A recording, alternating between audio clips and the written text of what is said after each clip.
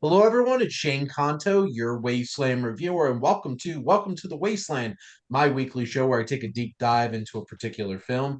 And we're wrapping up our first month of Wes Anderson here, diving into the colorful world of a colorful man, The Life Aquatic with Steve Zissou. And joining me for this episode is a nice eclectic crew from SiftPop. We got Adam, who is part of the SPM Crew podcasting network as well. Adam, thank you so much for coming on. Thanks for letting me be on to talk about some Wes. Happy to Yeah. be here. Adam is one of my co-hosts of one of my podcasts and, a regular on a lot of my shows. And then also a frequent guest on the SPM Crew podcasting network, especially when it comes to music. And also my partner in crime with a lot of my Wasteland spotlights on my talk show. It's Patrice. Thank you so much for coming on. Hey, thanks for having me. And we got him back again so soon. 2 out of 3 episodes. It's Nash. Happy to be here. Happy to be here. There you Can people go. see me? People can see me, right? Yeah. Yes. This is YouTube. So This yes, is we can see your lovely Letterboxd hat. wow. He's a true cinephile. Yeah, that's how I prove it to everybody. I feel like with my hair right now, I probably would wear an 8 hat. So not wearing a whole lot of hats. Very large head. But we're not here to talk about my head or my headgear. We're here to talk about some movies. But for those who haven't tuned into the show before, we have 3 segments. We have coming attractions for January 31st, so right on the cusp of jumping into February. So still got a little bit of FU, it's January left over. And then we'll be going into The Life Aquatic with Steve Zissou, and then we have some recommendations for you. So there's not a ton coming out this particular weekend, but there's some interesting choices for sure. And over on Prime Video, Adam, what's your most anticipated film coming out this weekend? You're cordially invited because, well, as I said pre-show, the first I am a I don't know if I'm definitely not the only fan. I couldn't be the only fan, but I love Geraldine Viswanathan. I think she's brilliant in pretty much anything she's in. Miracle Workers. She was in that Netflix movie called The Package, and she's just kind of slowly bringing herself up. And also, obviously, I'm a big fan of Will Ferrell as well. Reese Witherspoon, not as much, but yeah, happy to join that ride. It looks good. It's got some of those not fringe comedy, but those regular faces that you'll see comedy actors in it as well. So yeah, keen to. It looks like it's going to be some silly fun. It's certainly some big names for Amazon comedy because they got that Mm. Jeff Bezos money. But fun fact and shameless plug, if you want to hear me talk to Geraldine Viswanathan, you should check out my Lost in the Wasteland episode where I actually got to talk to her on the phone for 10 minutes. For the movie Rumble, which I'm sure you all watched, about giant monsters professional wrestling. So there you go. She has range. But how about you, Patrice or Nash? Were either of you looking forward to your cordially invited? I like a three-star comedy. Yeah, Almost more, absolutely. Yeah. almost more than watching like a 4 or 5 star drama. So, I kind of interested to see those two together, quite honestly. That's the best way I've ever heard that put. That's so great. That's really well I internalized, mean, you actually. I guys have like seen that. my letterbox. Well, yeah, same. Yeah, there's a lot of trashy comedies that I put up there as well, and I look at other people's ratings and the bell curve on some of these comedies is Yeah, real low. I'm like, what are you guys watching? I, Like, I love this. Yeah. I yeah. literally watched the new This is the Tom Green documentary directed by Tom Yeah. Green on Uh, Prime Video. And, Freddie Got Fingered is God damn. certainly a comedy uh, that I Cabin haven't Boy was the one I seen. remember with him because of David uh, Letterman. Yeah. I haven't That's seen Freddie hilarious. Got Fingered, but my wife automatically started quoting, "Do you want Daddy, would you sausages?" like some sausage? Yeah, that's the first thing Sausages. I thought of. Hard pass. Hard pass. Is that a hard pass on your cordially invited or on Freddie Got Fingered? Freddie got fingered. Yeah. Weren't a fan of the Tom Green show? Now I kind Uh, of want to go back and watch after this Yeah. documentary convinced me. Um, Patrice, what animated film about a half man, half dog are you looking forward to? Well, that would be Dog Man. Dog man. As 'Cause opposed I to mean, man dog. as opposed to man dog, yes. Does That's he a wear a sequel. dog man suit or a man dog suit? Is it The Shining? I like that. I think it looks cute. I mean, of all the things coming out this week, I'm definitely going to be checking out the Will Ferrell Reese Witherspoon, but I'm more interested in Dogman actually, because I think the aesthetic's cute. I like the animation style. I mean, and it's going to be a Dogman police officer chasing after a Pete Davidson cat. So I'm certainly a Dev Palicki fan, and because of Captain Underpants. So I'm like, I enjoy. Speaking of like 3-star comedies, I enjoyed the Captain Underpants movie. So if this captures the same kind of silly energy, I'm down for it. And especially after watching Bupkis and falling in love with that show to find Mm, out that got canceled after one season, I'm like, yeah. I need some Pete Davidson in my life now. At least I could get in cat form, which I'm actually seeing a press. I'm going to press screening tomorrow morning for it because for those family ones, they're 11 a.m. on a Saturday. Uh, so there you go. But this is also the first family film to come out since Mufasa. So and Mufasa can't keep winning the box office, which it did last weekend for some wow, I crazy think it reason. probably will again, to how be is that honest. hanging on? Uh, apparently, Lack of options. Marky Mhm. Mark and Melly Gibson though is garnering enough box office to knock Mufasa down. But I saw the range is like 8 to 15 million. I'm like, that's a wide range, and we're gonna find out. I was in a pretty full theater for Flight Risk though. It was bad. Uh, Oh, is this? That's a Mel shame. Gibson directs Mark Wahlberg in a claustrophobic thriller on a plane. Y'all need a pilot? It's so bad. His accent, That's a shame which it's because fake Mel's a anyway. great director. Mel, Yeah, and that's a shame. that's the weirdest thing why he's directing this movie. But anyway, so Adam and Nash, are you excited for Dogman? I am Uh, now. yeah, I mean, I feel like the bar is pretty low, and if it it's just an engaging kind of animated comedy, like I'm probably gonna have a great time with it, as long as it's not like actively for babies. I'll have a good time with it. Which I It probably don't won't think come out it's to gonna Australia till be. April though. I don't think so either, to be No. honest, from what it So looks like.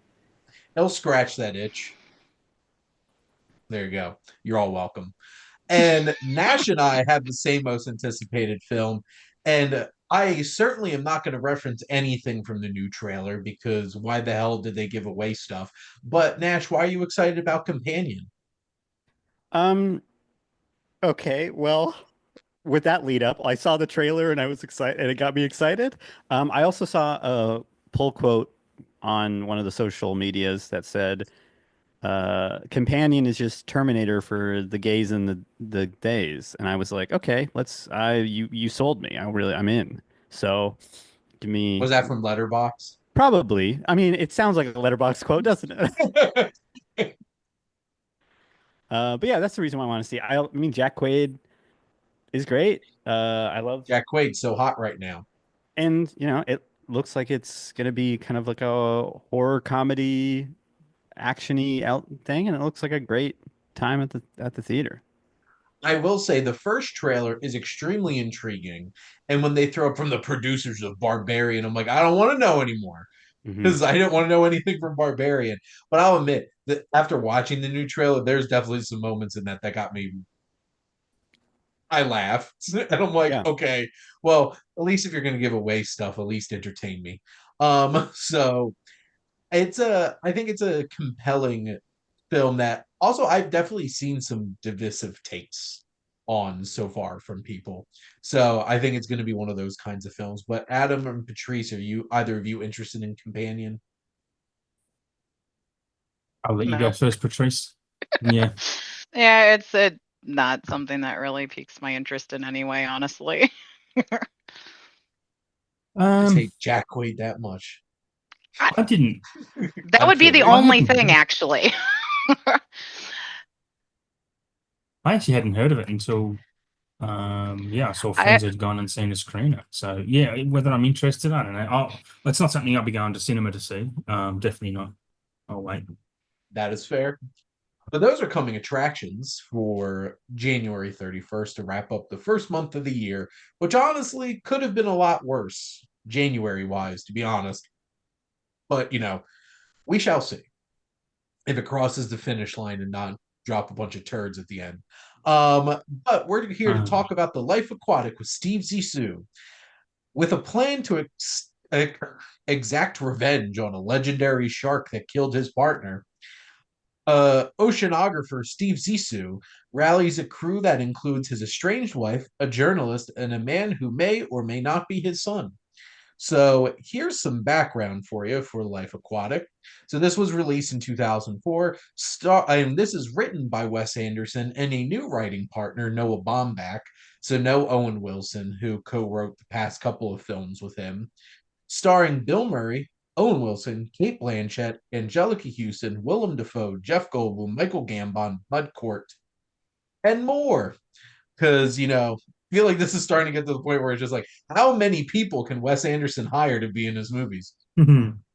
This is supposed to be both a parody and homage to Jacques Cousteau, which I think that's pretty obvious if you've ever heard of who Jacques Cousteau is. So, Sue Jorge contributed heavily to the soundtrack with all of his David Bowie covers in Portuguese, which I think is one of the more unique elements of this film, which It's they're so pretty great. fantastic. This has become a cult classic and has gained a lot more praise as of late because this was a very divisive film when this came out. And characters are heavily influenced by The Great Gatsby and The Magnificent Ambersons. So I think The Magnificent Ambersons is a pretty big influence on Wes Anderson because it was the same thing for The Royal Tenenbaums. The plot is heavily influenced by Moby Dick, which, yep, it is indeed a Moby Dick type story. James Gray was originally cast as Wolodarski, but dropped out because of his long 5-month shoot in Italy. He's like, after he found out, I'm like, I'm going to be in Italy for 5 months for this movie, he dropped out. So Noah Taylor got the job, so good for him. The animation in this is directed by Henry Selick, who, yet again, doesn't get enough credit for the animation that he directs. First, it was Tim Burton getting all the credit, and now Wes Anderson. But obviously, Wes Anderson learned a lot from him and went on to direct 2 of his own fully stop-motion animated films. And then first Anderson to not feature Rolling Stone song, which is an interesting little fun fact. And this was indeed a box office bomb, making less than half of its $50 million budget. So this was by far the biggest budget Wes Anderson got, which, to be honest, it looks it up to this point, and it didn't really go over too well with people, especially audiences. But let's do around the horn for some general thoughts. Adam, what are your general thoughts on Life Aquatic? General thoughts, it's great. I think it's I don't know. I really love this film. I think it's probably Wes's best in my opinion. If not, it's very close to. Well, it's actually no, it's not. Fantastic Mr. Fox is his best, but it's very it's an S tier Wes for me. Yeah, I mean, general thoughts. It's fantastic. It's very funny. It's got some really sneaky one-liners in it that you only really pick up on rewatch. Great performances. Willem Dafoe is my favorite in this film by a long shot. I think he's amazing. Again, sneakily funny. He has some just I don't know, just bizarre one-liners that we'll probably get to later. Yeah, the whole stop motion of it all is great. I mean, yeah, when you're talking about the box office, this film not really gelling with people, it's because for its time, this was Wes becoming Wes, and people weren't on board, I think, at the time, and it may have been a bit too eclectic, a bit strange with the word of mouth when people coming out of the cinema for the first time. I would imagine them going, "This is just kind of weird. It's not the type of filmmaking that people were used to." But now people are onto Wes's train on the Wes train and kind of understand how he makes films and are really on board with it. So The Life Aquatic was the first of those that really set the future tone for Wes Anderson, I think. So people weren't on board at that time. But yeah, great film. I love it a lot. How about you, Patrice? I actually exactly like Adam. It's probably my favorite next to the Fantastic Mr. Fox.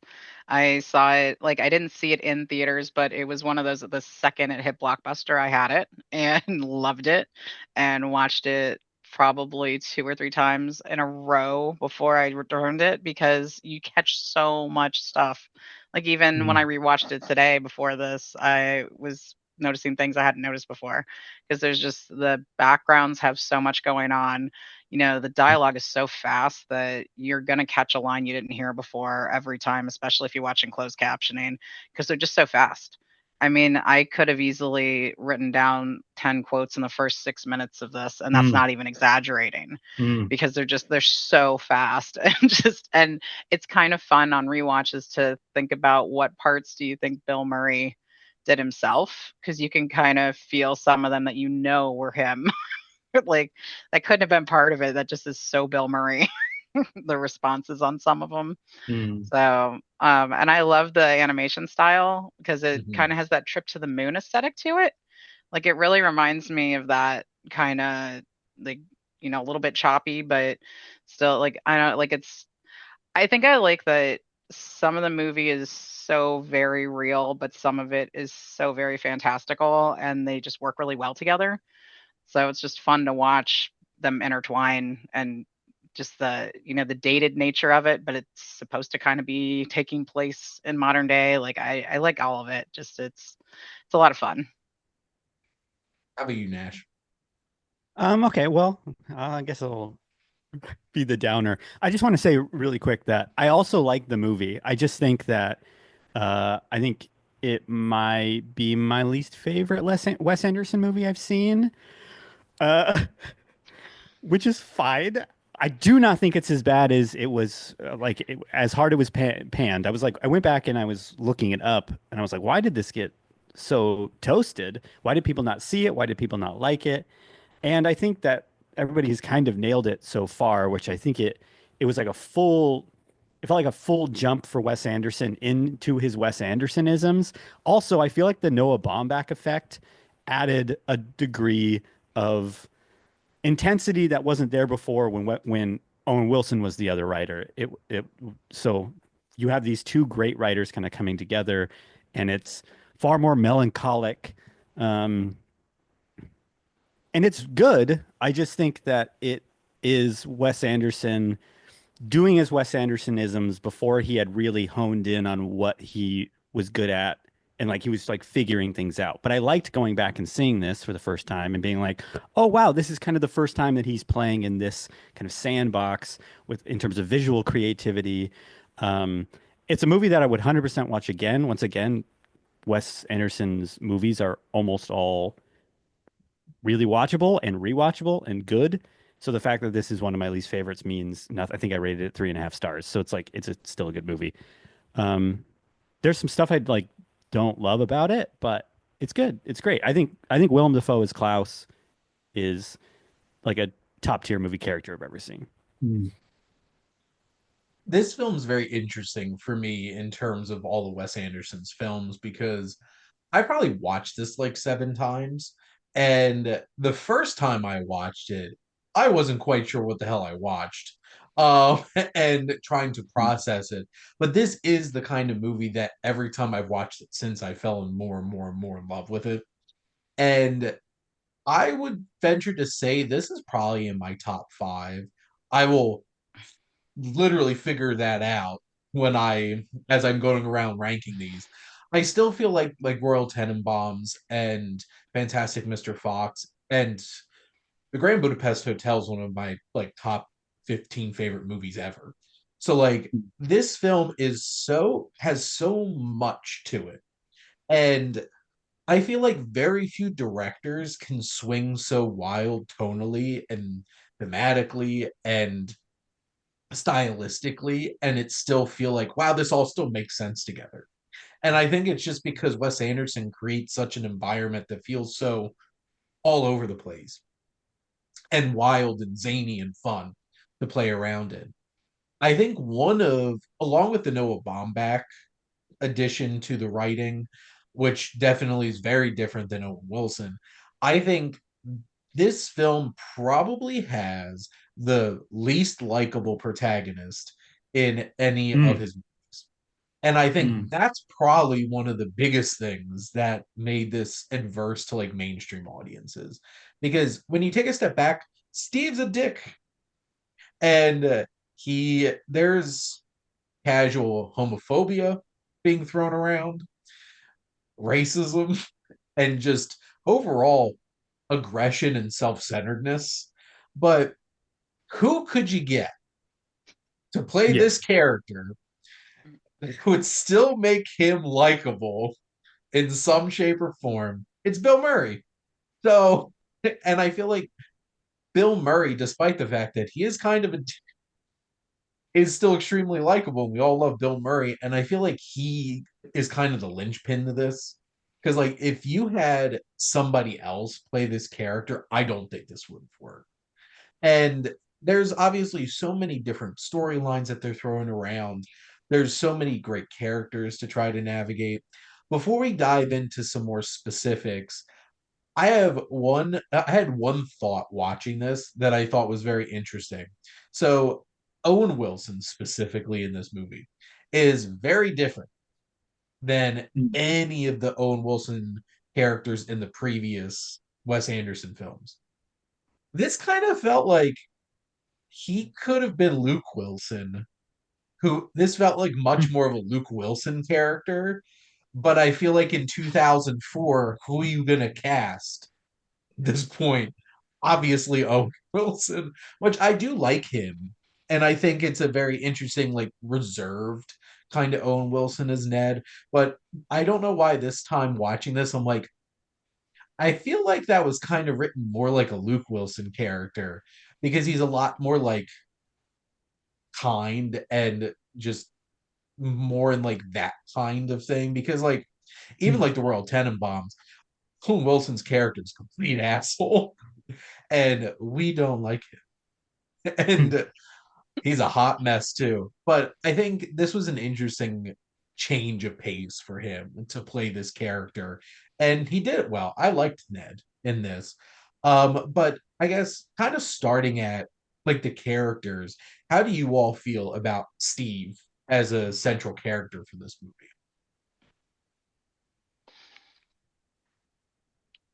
I think you nailed it. I mean, he's a jerk. And only someone that can be as charismatic as Bill Murray could really pull that kind of role off because if they had cast that wrong, like could you imagine how just it would have been so bad with the wrong person because you have to have that main character be engaging enough for you to care what he's doing since he's so horrible. I mean, you're not going to want to follow the adventure of a narcissist if he's not fun to watch.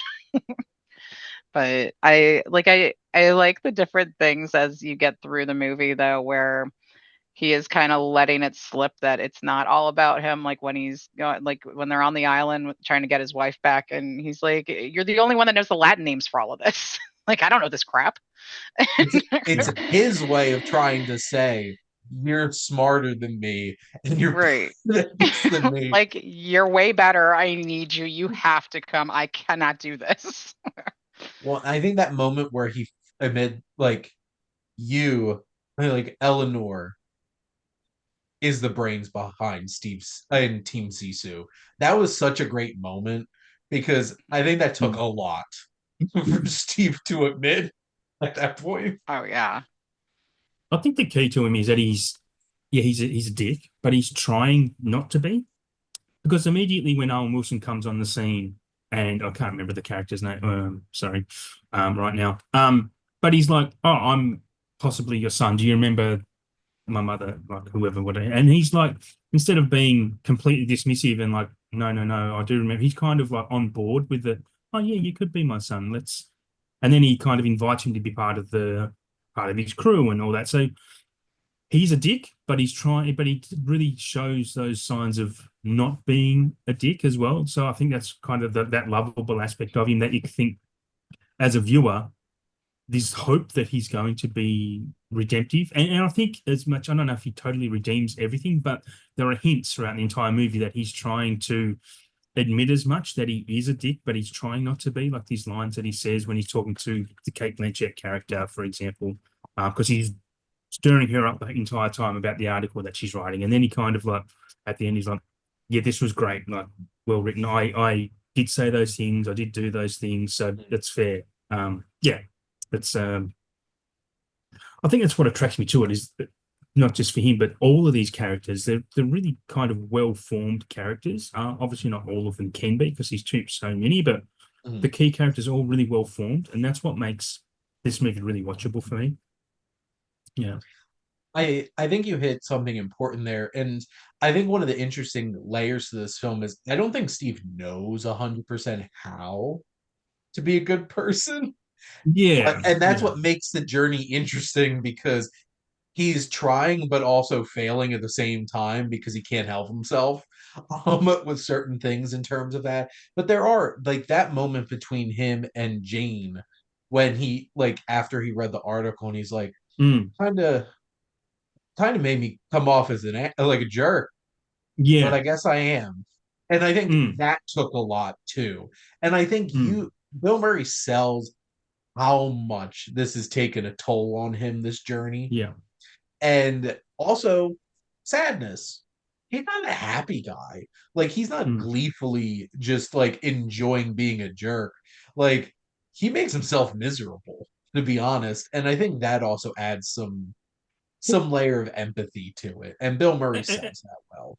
So, sorry not to to allow anyone else to have a chance to talk, but he's also struggling with his waning popularity because he was obviously very successful. And now this is kind of his last mission, like his last documentary that he shows is he's Esteban got eaten by a shark and no one believes that this shark exists. So now he's on this mission, not only to redeem or avenge the death of his friend, but also avenge the death of his career, kind of. So he's under this pressure. So successful people can't be that successful without being a dick of some nature, right? You don't get to be that successful without being a bit of an asshole. And that's just a philosophy I've always had. It's why I'm not successful, probably. But I mean, I think there's also that character trait that he's struggling with. Like he is a dick. He's trying not to be, but he would never have been as successful as he was if he wasn't a dick. And that's just something that a personality that he's ingrained in himself and he can't change it despite wanting to or trying to. How about you, Nash? Yeah, I mean, I think he kind of took the words right out of my mouth. I think that element of grappling with legacy and personal legacy, and being a notable figure in a field, but is notable for things that are a long time ago now, and you haven't done anything kind of successful for a while, like adds so much like just intrinsic depth to who he is as a man. So it's like he got a great deal of success, and he's clearly like pretty good at his job. Like he does. I mean, I saw the movie one time, but it seems like he does understand animals, and there's a bunch of animals on his like there's a bunch of cats on his boat, and like he has an understanding for the work. He's not like an idiot. He's just had a lot of success early, and then people like creating this huge kind of figure of him, out of him in their heads. So people idolizing him. Sorry, that's the right word. Down to his crew too, because it's like those crew people are there because they just love and adore him, and that's just gone to his head. I think that he's if we don't have those morsels, then just watching Bill Murray be a dick in a movie. I don't know if that's super engaging, but because we're getting these little things, like it's him grappling with his own legacy, and there's this reporter on there who idolized him, but the very first question she asks him is, "What's like? So what happened?" And it's a slap to Thought the this was face. supposed to be a puff piece. Yeah. Yeah. Yeah. Can we So start with some like softballs? Like, what's my favorite color? Yeah. Blue. But she shows him up too the first time she meets him because no one effing picked her up from the airport. Yeah. She's like, Yeah. their man of war is like, so she actually educates him and shows him up a bit in front of his own crew, who, like Nash said, they do adore him. So there is some intrinsic Actually, goodness in him for, class. Yes, but for them especially to class. follow, it's yeah, I kind of lost the point I was trying to make, but I thought it was a good one. No, I it's think all right. I think a couple of really key points in this movie. One, because it's Team Zissou. And it's always been successful because it's been a team. And this film is unique because we are seeing the beginning of this film is him at his lowest. He just lost his best friend and his partner. Esteban, which also like he's such a small character actor in these films, but Seymour Cassell is so good in all of these early Wes Anderson films. And that moment where it's like, so what are you, Steve? And he's just like, he's the Zissou. Because here's the thing, in like that little interview clip, Steve is the personality. He is the one that like you can know an insane amount about the ocean and be a boring ass narrator on a nature documentary and nobody can want to watch it. Steve is the reason people watch. And, you know, Eleanor might be the brains, and Esteban probably was holding like the glue that held a lot of this together. But Steve is the personality, and the issue is he's lost his groove. And that's where we find him in this. And, you know, he's insecure about a lot of things. He's insecure about his relationship with his wife because he's a hooer. Right from the start where you see his girlfriend, or I guess ex-girlfriend who shows up at this event. And here's the thing. I love the Angelica Houston casting because she is such a queen and she doesn't need this. And you can tell she doesn't need this. And which is why she's so easy to be like, bye, Steve. And when he goes to her island and she has that like abs guy with the long hair. Oh yeah. Yeah. We know what's going on. Oh, yeah. And I think that humbles him a little bit because like he was doing all that crap and it's just like she doesn't need him. And I think it helps him appreciate it. And then of course his whole entire thing with Jeff Goldblum. Yeah. Also, Jeff Goldblum's so perfect. He's great. Yeah. I love Jeff Goldblum. But he was born to be in Wes Anderson movies. I feel like he just fits this like weird vibe to everything, just like Bill Murray does. So I think really it's those insecurities, and then the biggest insecurity is like, oh my god, I could have a kid, and I don't know how to be a father. I'm gonna rename him Kingsley.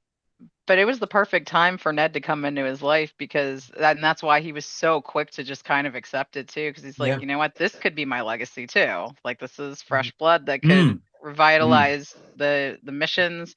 Because he's ready to check out from it all. But then Ned comes in, and once he sees like when they're on the beach, and he's like, that's a good ad lib.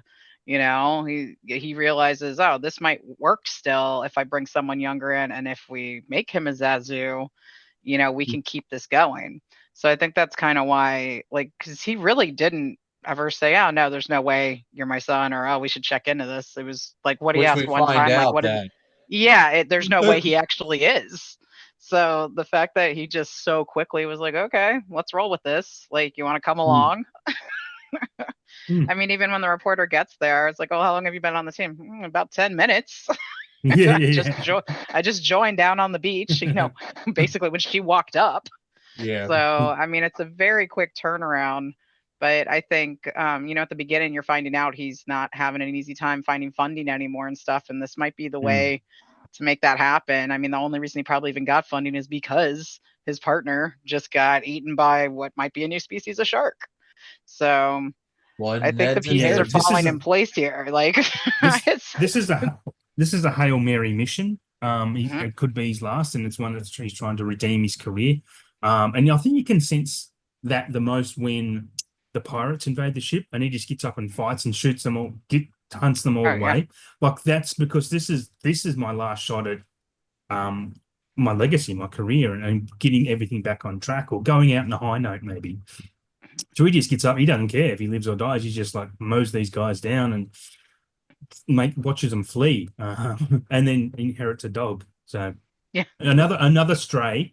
I mean, there's a great Yep. line in this where he Yeah. actually says we're a bunch of strays, because they're like, how did you all get together? And they're all very different characters. And he just kind of picked them up as he's gone along, and that's another insight into him not being a total dick. Like he just is very accepting and brings people on board who maybe need that bit of support to get their own lives back on track. So yeah, he's also an should- asshole, but To jump off that, I think it's like a beautiful thing, because he's kind of like the father of, he's a father figure to almost all of these characters on the, like, he has been potentially a bad father and abandoned a child that potentially could be his, but on the other side of that, he has these kind of fatherly instincts as the captain of this crew, of this motley crew of strays, as you so lovely pointed out. So like, I thought that buttoned really well. I'm sorry I interrupted you. yeah, no, that's fine, absolutely fine.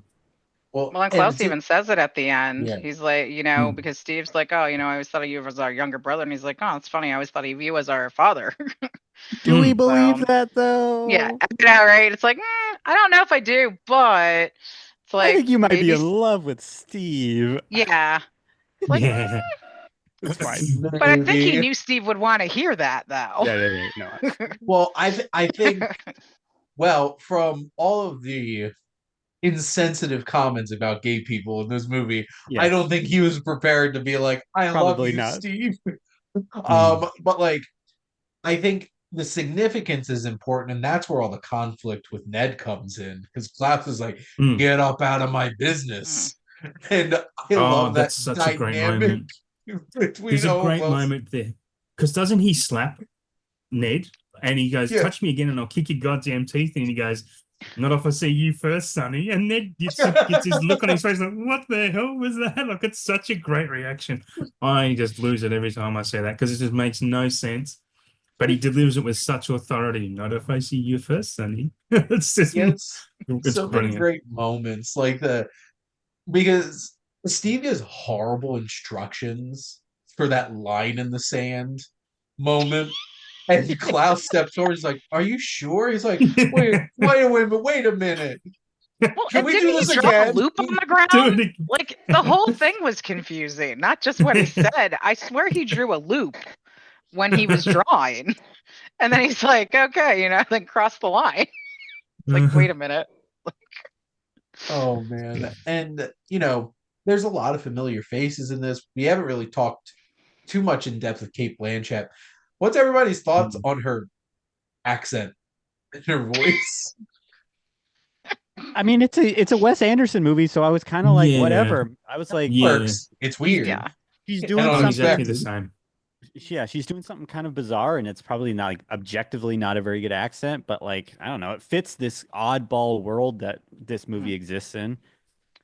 I think knowing Wes and knowing Cate, I think it's executed the way they wanted to execute it. Yeah. I don't think it's mistakenly bad. It's just, I don't know why he allowed Noah Taylor to keep his Australian accent. Why not just let Cate talk in her natural accent? But it was obviously a deliberate choice. So, yeah.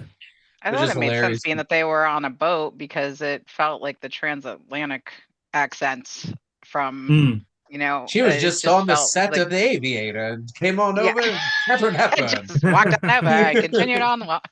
Yeah, it just kind of felt like that, parlayed into it. These both came out in 2004, did they? So did they? Yeah, I think they did. So it was around so maybe she was coming right off the set. It is a throwback accent though to like one of those actresses from the 40s or 50s. That's what it feels like. Yeah. Which also, to your point, Adam, with Noah Taylor playing Vladimir Wolodarski with an Australian accent, right? Which also, like, Michael Gambon being posh British as Ossuary Folius. With like the Greekest name ever. Yeah. So, whatevs. They're just having fun. But no, there's so many fun characters, and then I love the Mark Mothersbaugh score, especially I Mhm. love the like when they're going like when they get onto the island with the hotel and The they're all like, second they hit the island, that music Mm. is amazing the entire time. Mm. it's just such a unique vibe to everything. And then even the music that they played when when Steve goes John Wick and starts shooting all of these pirates, and poor Criminal Minds alum Matthew Gray Oh. Gubler getting like Oh yeah, brutal. yeah, yeah, Like he takes a machete to the shoulder, Mhm. yeah. and he didn't quit. Yeah, What he an got an A. intern! Yeah, you're getting an A, You're getting intern. an A. And he gets His name is promoted by the Nico. end. He's part of the crew. He Which gets a red also hat. I love Yeah. the credits. Do, do, do, Mhm. do, do. And then like all like power walking down the dock Mhm. together. Yeah. So it just there's so many great moments. I do think, and I now have a consistent answer for what movie scene or what movie gets you legitimately emotional. That scene with the shark, with the music and just the feeling of it all. At this point, I get completely consumed and overwhelmed with emotion in that scene and just feel every bit of the awe of looking at that shark and them all sharing that moment together, all huddled symmetrically in this little Mm. sub. And it's so moving and it's just so powerful. And I'm just like, damn, I did. There's two parts in Wes Anderson movies that get me. Like it's this, and when Mustafa says, "We're happy here, at least for a little while." In the Grand Budapest, like that. Oh my god, that gets me every time now. But like Mm. Wes Anderson can like really strike a chord like that, and he did something really beautiful in this film. Yeah. It is ultimately a film about relationships. Mhm. Because you've got all these different characters and there's all these different types of relationships. And I think that's really what the crux of it actually is. It's just about humanity and being able to, I guess, mingle, for lack of a better phrase right now in my head, mingle with anyone. Just there's no differences should separate us. So, and that's basically what they're a ragtag bunch of strays, misfits, and they're all gel and get along really well. Like there's not a lot of internal conflict between each of those characters on the boat, right? So um they just get along because they come from different worlds and have all gone through their own struggles to get where they are. I think that's ultimately what it comes down to. Very well said, Adam. I'm gonna do a reverse horn here, see if anybody has any like final things they want to throw out. Nash, was there anything else that stood out to you that you wanted to bring up? No, I'm glad. I mean, I'm glad you brought up the score. I haven't seen a ton of the Wes Anderson movies, and so watching a lot, especially the older ones, and so watching a lot of these earlier ones, and like seeing how incredible Mark Mothersbaugh is, has just been an eye-opening and illuminating. I have it up here. I think it's pronounced So George or So Jorge or whatever. All of the covers absolutely beautiful, added so much depth Mhm. to the film. Like it elevated it, like it probably got its extra half star just because I was like, wow, these are beautiful, they're beautifully sung, it's beautifully performed, and it's so it seems crazy that to just make him a character like on the boat, and you he did that and it works perfectly. um, yeah, I mean, I think that the movie is too long. I think it probably should be probably 15 minutes shorter. And I would say that the animated sequences probably take me out of it more than they like helped settle me in. But I liked them specifically because I was like, oh, this is where he starts playing in the sandbox for him to be able to do Fantastic Mr. Fox and Isle of Dogs later. It's a fun movie. I would definitely watch it again. It's very quotable. There's like while it has its lows, its peaks are incredibly high in terms of just comedic value, but also emotional value. Like I think him hitting like the actual rock bottom by going down into this pit and having that moment with the shark and everybody, that it's kind of like the inverse Moby Dick moment of coming face to face with it and being like, it's not actually that deep, bro. You were just a beast doing what a beast does, and you ate a man, and it happened to be my best Mm. friend, and revenge doesn't actually matter type thing. And then settling with that, and then that allows him to kind of come out of it. It's beautifully poignant. I think it's beautifully done. Um, and ultimately, it's just, yeah, it ends in a very warm, fuzzy place after maybe I wasn't all the way with it all the way through. So that's final thoughts. How about you, Patrice?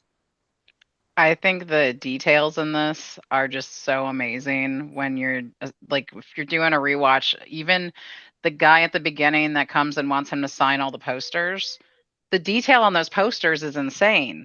And it actually is a younger Steve Zissou in the pictures, like for Island Cat with Steve Zissou. His hair's darker and stuff. It's not just, the same exact thing. And, the pinball machine is a Steve Zissou branded ocean themed pinball machine that's on the Belafonte. Just all those kinds of things to me are so amazing.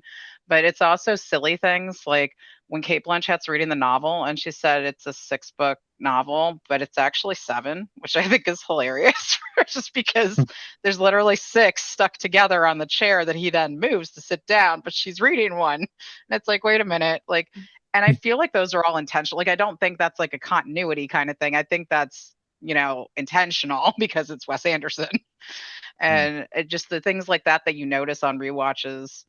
And I love the cutaway that they do on the side of the ship.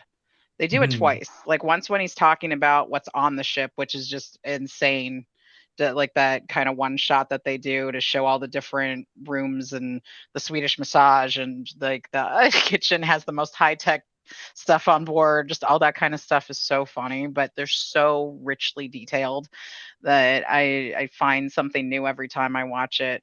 And I just appreciate all the effort that went into those details. Like the letter from Ned when he was a kid was typed on graph paper. And that's such a thing a kid would do is, well, this is the paper I have. And it doesn't matter that it's the wrong paper for writing a letter.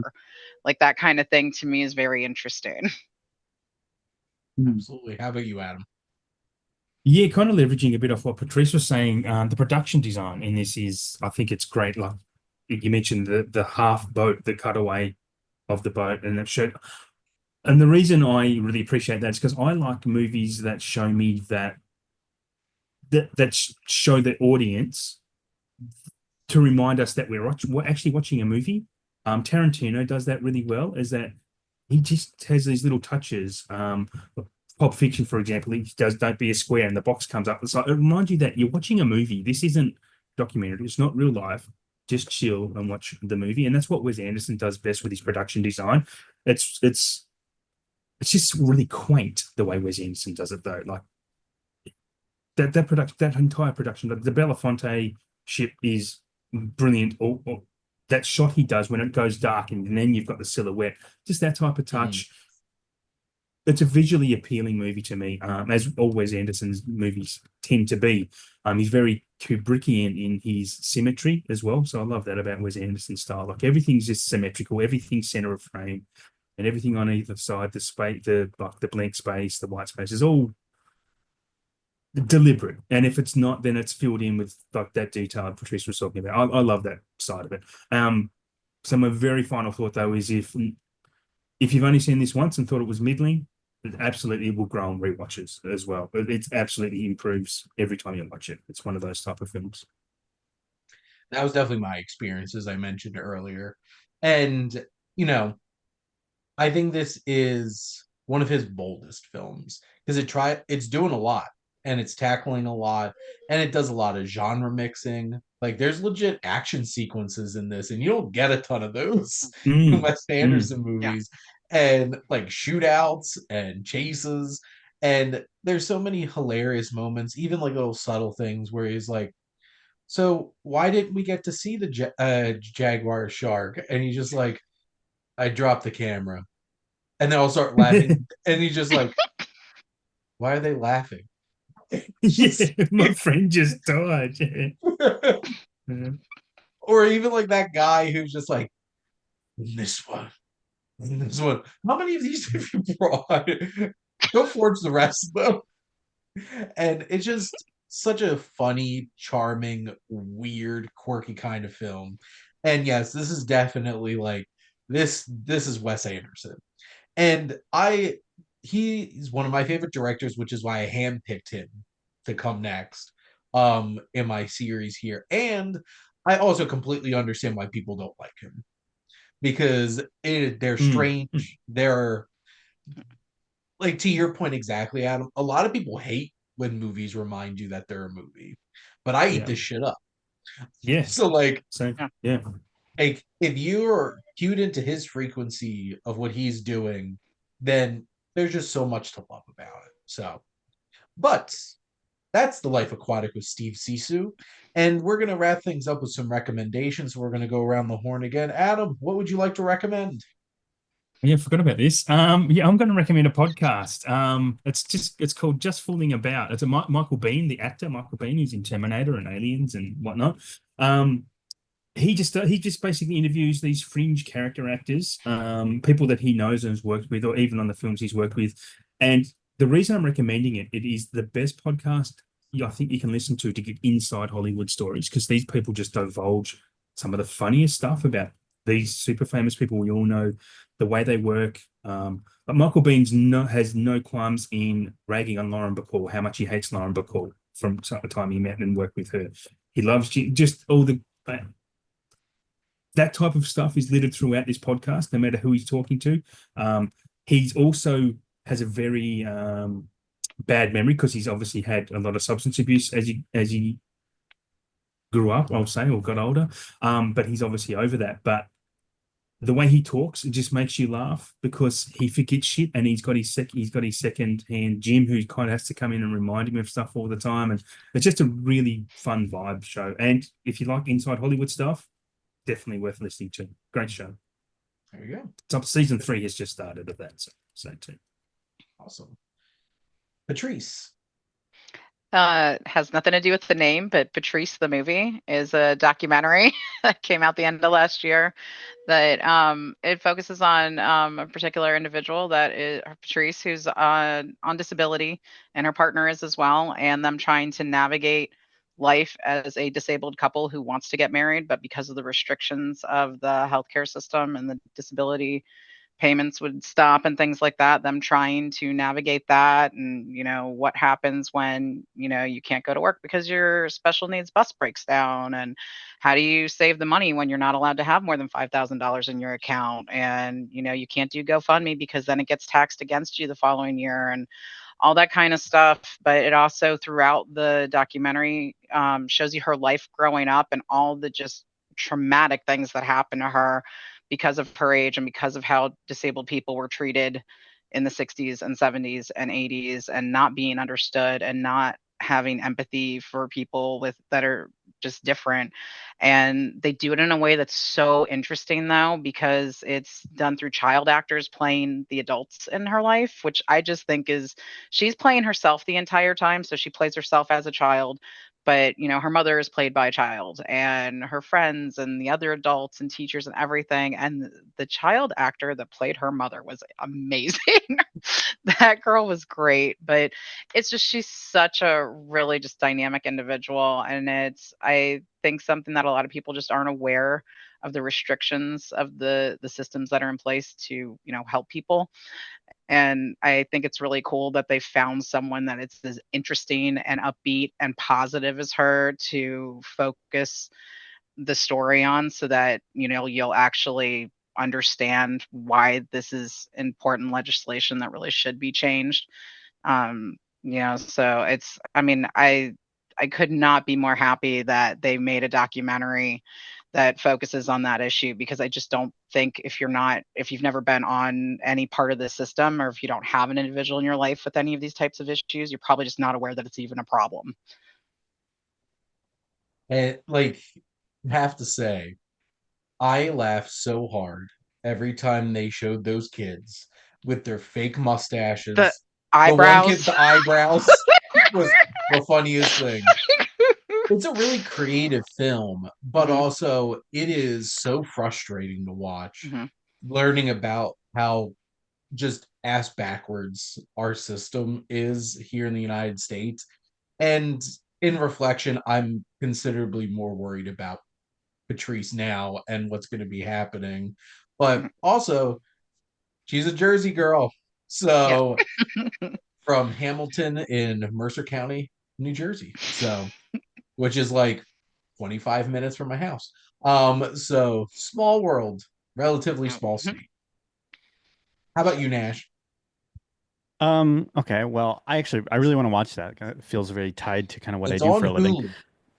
Yeah, no, I was just looking for it. I'm probably gonna watch it this weekend. I'm gonna go with a little YouTube program, or if you have Nebula, it's on Nebula as well. It's called Jetlag, the game. It's just three, sometimes four very intelligent individuals created kind of a strategy travel game. And they go around, like their most recent episode was in Japan. It's all about like public transportation and taking public transportation. And they've done it in Europe, they've done it in Australia and New Zealand. And um, they're great. It's just engaging, like fun content that's also like travel content. One of the guys helped create, like, was one of the founders of Nebula. I don't know if you've heard that, but it's like kind of an intelligent human being streaming platform where there's like a lot of learning stuff on there. It's great. It's digestible, fun travel stuff with good people. We definitely need some fun. As I'm about to bring up a very, very depressing recommendation, but so obviously, as of yesterday, as we're recording this, the Academy Awards announced all the nominees. And the last international film I had not watched, because it just released on Mubi as of today, was The Girl in the Needle. This is a strikingly beautiful black and white film with really strong performances, extremely haunting and unnerving. It's a story about a woman who winds up pregnant. It's based off a true story. She winds up pregnant by like her boss and is just like thrown to the curb and winds up being convinced to join like this adoption, like makeshift underground adoption agency. And then you find out what's really happening to these babies. And then you're just like, why am I this movie? Because it's dark, but it is a really powerful, impressive film. The filmmaking is impressive, the acting's impressive, and it has a pretty dark, twisted story too. And it makes it 100 times worse that this is based off of a true story. And you know, yeah, when you look at the list of like all the films nominated for Oscars, looks pretty depressing most of the time. I'm sorry, So did you say what country it's from? I think it was from Denmark. Denmark. Okay. Yeah. Um, I think that's where it was from. But it is one of the 5 international nominees. And I'm just gonna throw this out there.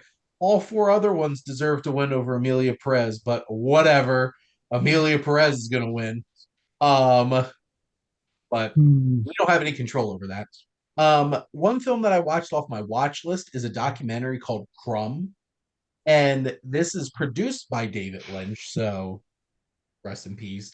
This is about a famous, very controversial cartoonist, Robert Crumb, who makes some very risque and very strange cartoons. And like he did the cover of like Janis Joplin's most famous album, with Moving Company and stuff like that. And he is such a strange dude. And this just like follows him around for like 2 hours in a very intimate space. And it's also really darkly funny and strange because he is. So definitely would recommend. You can rent it on VOD. And then the last one I'm going to recommend, I rewatched An American in Paris. And it's just Gene Kelly doing Gene Kelly. Um, trying to balance beautiful young women, a woman that he gets falls in love with, and also the slightly older woman who has a lot of money that's bankrolling his art that The totally wants classic to be conundrum. the Yeah. classic conundrum. Do I should I take this sugar mama, who is also an attractive woman, mind you, which I think this film tries to not remind you because this movie was made decades ago, but it also the last 10-15 minutes of this film is absolutely amazing. Like the whole entire dance and production design and everything, which you've probably seen it, even if you didn't, because it's just the end of La La Land. Because that's 100% where La La Land got it, along with the red shoes. But this is just like classic Hollywood kind of musical and Gene Kelly kind of film. And you know what? It was an enjoyable watch after watching, a bunch of depressing films. So there you go. But that's a wrap here on Welcome to the Wasteland.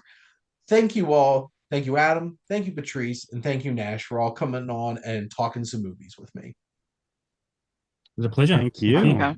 Fun as always. And if you don't see any of them for the rest of the Wes Anderson series, you'll see them again when we get to Hayao Miyazaki later this year as well. So, but most importantly, thank all of you out there for always tuning in and supporting your Wasteland reviewer.